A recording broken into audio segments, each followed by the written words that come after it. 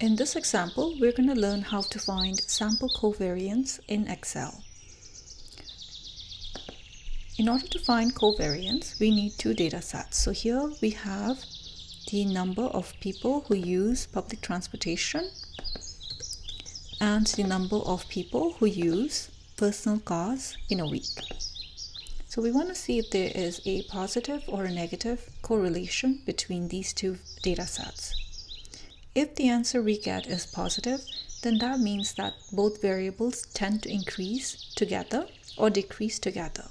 If the coefficient value that we get is negative, then that means that when one variable increases, the other decreases. So covariance helps us to determine the direction of a linear relationship between two sets of data or two variables.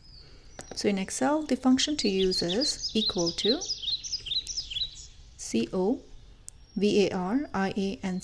covariance.s. Since we're dealing with a sample data set, we are using the .s function.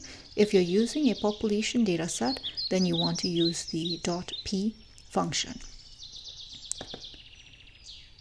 Once you click on your function, then it first asks you for array 1, comma, array 2.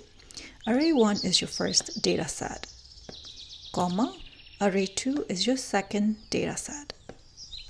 Close bracket, press enter.